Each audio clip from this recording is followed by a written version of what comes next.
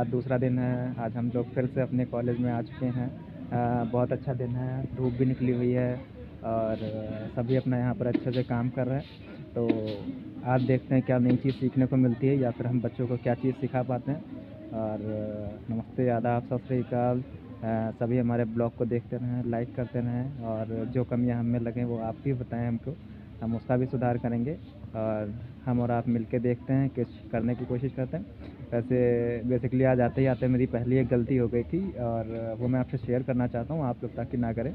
पहली गलती ये थी कि जहाँ टीचर बैठे थे मैं जान नहीं पाया था, वहाँ एक प्रिंसिपल की चेयर थी, तो वहाँ पर मैं बैठ गया था। फिर प्रिंसिपल सर ने मुझे समझाया कि आप चेयर पर नहीं बैठ सकते। और बेसिकली सारी चेयर एक तरह की थी लेकिन उस पर टॉवल पड़ी हुई थी। तो आप भी ध्यान रखें, अगर जहाँ कहीं सारी टाइप की चेयर्स पड़ी हैं और एक चेयर अगर आपको अलग टाइप की दिखती है या फिर उस पर टॉवल वगैरह है तो वो प्रिंसिपल की चेयर हो सकती है। तो प्लीज़ उस पर ना बैठें, क्योंकि एक प्रिंसिपल के रिस्पेक्टेबल एक पद होता है स्कूल कॉलेजेस में, तो उसका सम्मान करें। और चलिए मैं आगे मिलाऊंगा बहुत जल्दी और अंदर जाके अब देखते हैं बच्चे क्या कर रहे हैं, टीचर्स क्या कर रहे हैं।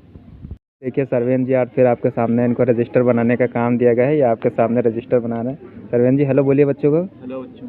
तो कैसा रहा आपका दिन? बहुत अच्छा है, अभी तो शुरुआत हुई है। जी जी जी। अभी पूरा टाइम बच्चा अभी पढ़ाने को नहीं टाइम मिला है, तो अभी सर दूसरे टीचर हैं वो लोग पढ़ा रहे हैं अपना। जी जी। उनके बाद हम लोगों का नंबर आएगा, हम सौरभ मिश्रा सर जी जी। पढ़ाएंगे।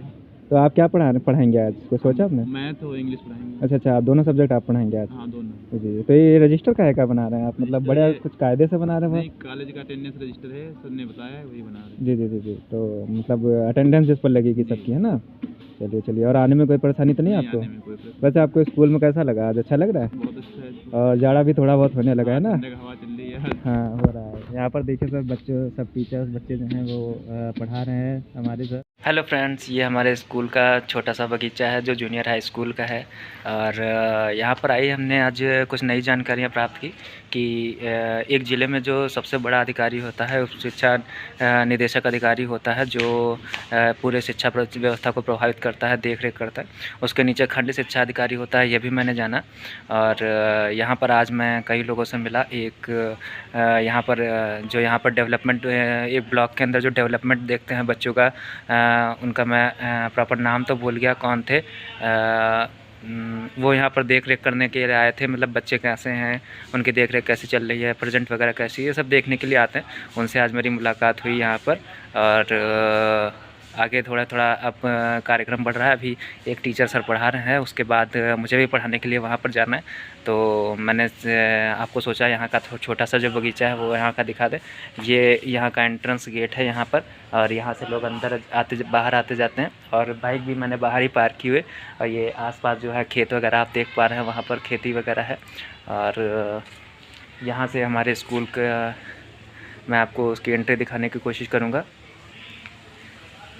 ये एक क्लास है हमारी।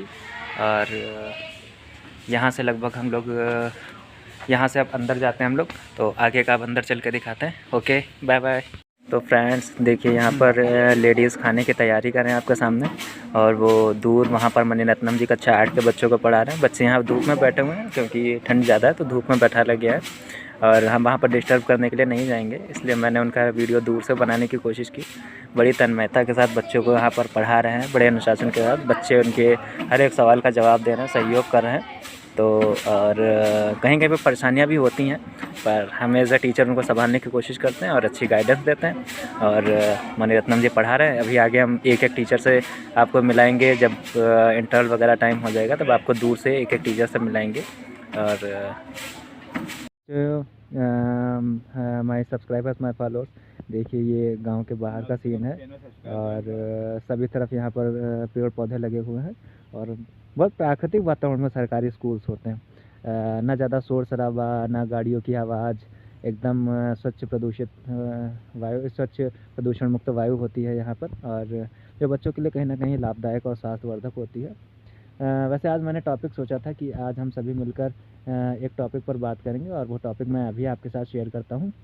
हेलो दोस्तों, आज हम जानेंगे सौरभ सर से कि बच्चों को पढ़ाते समय उन्हें क्या क्या समस्याएं आती हैं और उन्हें किन किन समस्याओं से गुजरना पड़ता है। तो बताइए सौरभ सर, आपको क्या समस्याएं आती हैं? जी जी बिल्कुल सरवेल जी। देखिए, बच्चों को पढ़ाते वक्त कुछ बेसिक समस्याएं आती हैं। जैसे सबसे पहले उनके अटेंडेंस को लेकर मैं बात जी, जी। करता हूँ कि कई बार गांव में अक्सर खेती वगैरह होती रहती जी। हैं, तो बच्चे वहाँ पर हेल्प करने के लिए जाते हैं। जी, कई जी। बार इसी चक्कर में एब्सेंट रहते हैं, या फिर बच्चों में कई बार जागरूकता का अभाव होता है, तो इसके लेकर वो वहाँ पर नहीं जाते हैं। और जी, गांव में थोड़ा-सा अब धीरे-धीरे माहौल सुधर रहा है, मैं नहीं कहूँगा कि पूरी तरीके से। अब धीरे-धीरे सुधार हो रहा है, गवर्नमेंट ने भी इसमें सपोर्ट कर रही है, जागरूक कर रही है, बच्चे की अटेंडेंस हुई। तो ये हमारा पहला मुद्दा था, अब धीरे-धीरे इसका निदान किया जा रहा है। और आगे चल के यहाँ पर क्या होता है कि एक समस्या जो बच्चों को लेकर अक्सर आती है कि बेसिक्स उनका, जी। ठीक है? तो मैं जब भी किसी कॉलेज में जाता हूँ, किसी भी बच्चों को पढ़ाता हूँ, छोटा हो, बड़ा हो, मैं उनका पहले बेसिक मजबूत करने की कोशिश करता हूँ। जी, सर। जैसे अगर मैं सर्वसमीकरण पढ़ा रहा हूँ, तो पहले मैं उनको क्यूब निकालना सिखाता हूँ, स्क्वायर जी। निकालना सिखाता हूँ, चर और अचर पदों का गुणा करके सिखाता हूँ, ताकि उनका बेसिक स्ट्रॉन्ग हो जाए। जी, जी। फिर हम समीकरण भी उनको आगे चल के पढ़ाते हैं। जी। तो ये इस बात का मैं हमेशा ध्यान रखता हूँ बच्चों में। उसके जी। बाद देखिए, पढ़ाई का एक अच्छा रूल है कि बच्चों में कंपटीशन की भावना पैदा की जाए। और जी, सर। कंपटीशन 2 तरह का होता है, नेगेटिव, पॉजिटिव। नेगेटिव क्या होता है कि हम दूसरे को गिरा दें और ऊपर उठ जाएँ, वो नेगेटिव है। जी, और सर। पॉजिटिव क्या होता है कि वो अच्छा कर रहा है, मैं उससे बेटर करूँगा, बिना उसको गिराए। तो यहाँ पर मेरी कोशिश यही रहती है कि बच्चों को हमेशा ऐसा मोटिवेशन कर सकूँ, ऐसा मोटिवेट कर सकूँ कि उन्हें पॉजिटिव कंपटीशन की भावना है। क्योंकि जब कंपटीशन की भावना आती है, तब बच्चा अपना वो एफ़र्ट लगाने की कोशिश करता है, जो उसके अंदर होता तो है, लेकिन वो जनरली लगाता नहीं। जी, सर। और जब वो एफ़र्ट लगाता है, तो आगे काम भी करता है। तो यही मैंने बेशक कुछ कमियाँ देखी और दूर करने की कोशिश कर रहा हूँ। तो सपोर्ट करते रहिए, सब्सक्राइब करिए। Okay, bye bye. तो अब आपके दुर्गेश सर यहाँ पर आ चुके हैं। हाय बोलिए। हाय। तो दुर्गेश सर अब आपको बताएंगे, जैसे मैंने अभी आपको बताया था कुछ देर पहले, कि बच्चों को लेकर मुझे कौन सी समस्याएं आती हैं टीचर को पढ़ाने के दौरान, और हम उसका निवारण कैसे करते हैं। तो अभी हम दुर्गेश सर से जानेंगे कि उनके सामने क्या क्या समस्याएं आती हैं और वो उनको कैसे हल करते हैं, ताकि बच्चों में वो आगे समस्याएं ना आएँ। ठीक है?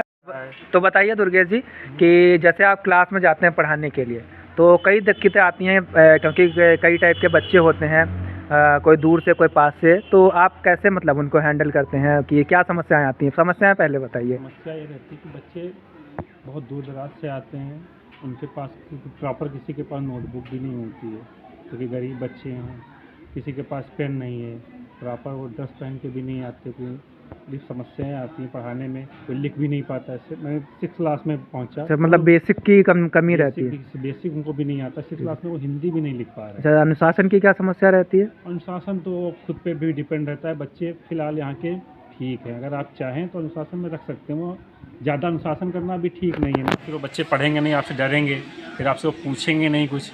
ज़्यादा कोशिश करता हूँ कि फ्रेंडली रहूँ उनसे, कि मतलब वो बेझिझक, कुछ भी नहीं है मालूम है उनको तो पूछ सकें वो हमसे। तो आपने जैसे बताया कि उन्हें पढ़ने में बेसिक कमज़ोर है उनका, तो आप इसके लिए क्या करते हैं मतलब?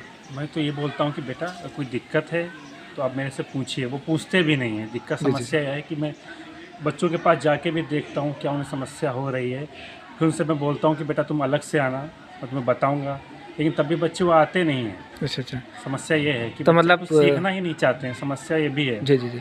तो मतलब क्या आपने ऐसा कुछ एक्स्ट्रा करने की कोशिश की कि मतलब बच्चे सीखने के लिए उत्साहित हों थोड़ा सा? बच्चों को थोड़ा सोचता हूँ कहानी के माध्यम से थोड़ा बताऊँ कि बच्चे थोड़ा हमारी तरफ अट्रैक्ट हों, जी, देखें, समझें।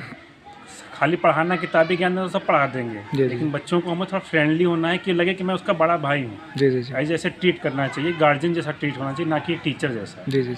कोशिश यही करता हूँ। तो आपने उन्हें क्या पढ़ाया आज? आज मेरा हिंदी था, क्वेश्चन आंसर मैंने कराया, भगत सिंह के बारे में उन्हें बताया जी। कि उन्होंने क्या किया, अपने देश के लिए बलिदान दिया। जी। इस बीच एक युवा थे, छोटी सी उम्र में उन्होंने हंसते हंसते फांसी पर चढ़ गए। जी।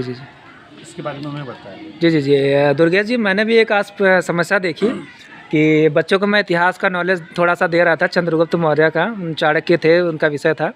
तो हमने देखा कि बच्चों अकबर के बारे में सब जानते हैं, लेकिन महाराणा प्रताप के बारे में कोई नहीं जानता है।